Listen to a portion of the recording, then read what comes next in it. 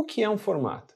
Como funciona esse mercado e como a resposta para essas duas perguntas podem impactar diretamente você, seja um criador para a internet ou um profissional do mercado.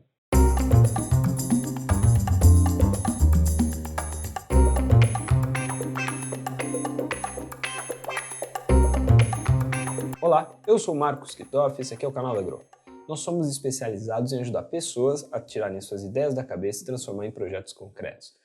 Toda semana aqui no nosso canal você vai encontrar vídeos sobre criação audiovisual, sobre formatos, não ficção e muita coisa. Então se inscreve aqui no canal, deixa seu like, você também pode ver a gente nas nossas redes sociais ou ir no nosso site, wearegrow.com.br. E eu resolvi fazer esse vídeo porque algo curioso aconteceu depois do lançamento do nosso canal na semana passada. Nosso primeiro vídeo trouxe 4 dicas para você criar o seu formato.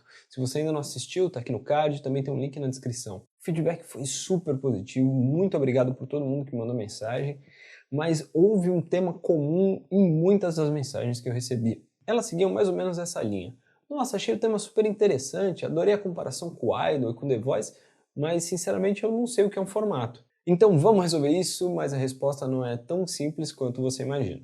Não existe uma resposta oficial. O problema é que ela é importantíssima, envolve alguns bilhões de euros e alguns deles talvez possam até ser seus. Eu vou dar 2 definições que eu considero estarem bem alinhadas com o que o mercado vem praticando agora. Mas antes de a gente chegar nas definições, eu preciso contextualizar vocês e explicar o problema. Primeiro, aos fatos. A primeira transmissão oficial regular de televisão aconteceu em 1936 pela BBC lá na Inglaterra e segue até hoje.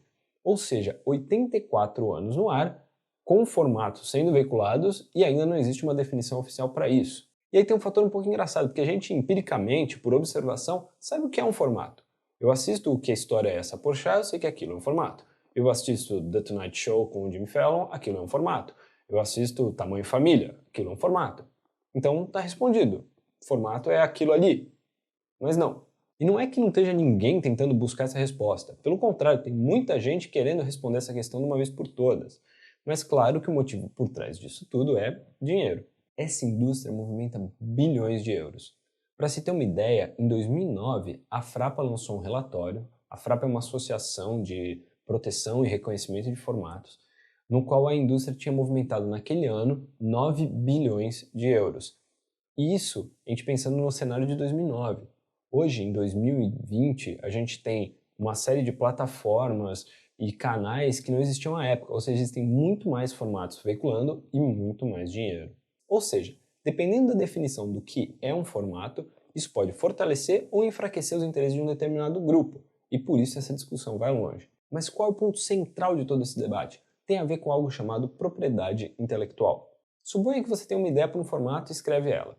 Dias ou meses depois, no Facebook, no YouTube ou em um canal de televisão, você vê a sua ideia produzida no ar. Como afirmar que a sua ideia veio primeiro se são 2 suportes diferentes, uma ideia escrita e um produto audiovisual? E como provar isso? E essa é a primeira ponta da discussão. Em que momento um formato pode ser considerado um formato e de alguma forma ser protegido por alguma lei? É quando essa minha ideia passa por papel? É quando alguém compra os direitos para produzir essa ideia? Ou quando esse formato já está produzido no ar? O segundo ponto tem a ver com a globalização e a multidão de plataformas que hoje existem para exibir conteúdo audiovisual. Quem vai ter jurisdição em cima de tudo isso e como fazer uma regulamentação internacional para proteger todos esses criativos? Dada a problemática, vamos à solucionática, e eu sei que essa palavra não existe. Vamos a 2 definições que estão bem alinhadas com o que o mercado vem praticando e que eu pessoalmente acredito que é onde essa questão vai acabar chegando. A primeira é de 2015. Eu estava na Globo na época, no desenvolvimento artístico, na equipe de variedades e não ficção, e a gente também estava tentando chegar a uma solução para esse problema. E depois de muita, mas muita pesquisa, a gente chegou nessa definição. Formato é uma propriedade intelectual que consegue gerar uma narrativa própria e é licenciado dentro e ou fora de seu país de origem ou plataformas para ser adaptado para audiências locais. Corta para 2020, precisamente agora janeiro de 2020, e a Frapa, a associação que a gente falou lá atrás, lançou sua última definição sobre o que eles consideram ser um formato. Ela está em inglês, então vou fazer uma tradução livre aqui, mas vou deixar o original também para vocês poderem dar uma olhada. Um tipo específico de propriedade intelectual que permite e guia a reprodução de sua ideia original em subsequentes interações ao longo de mídias, plataformas e territórios. As 2 definições são até bem parecidas, né? A Frapa inclusive colocou outros 2 incisos bem interessantes. Eu compilei todo o material, fiz um artigo lá no nosso site, Se você quiser, clica lá no link da descrição que tá bem bacana. Bom, e além dessas duas definições estarem bem alinhadas com o que o mercado vem praticando, eu gosto delas porque elas tratam o tema da mesma forma.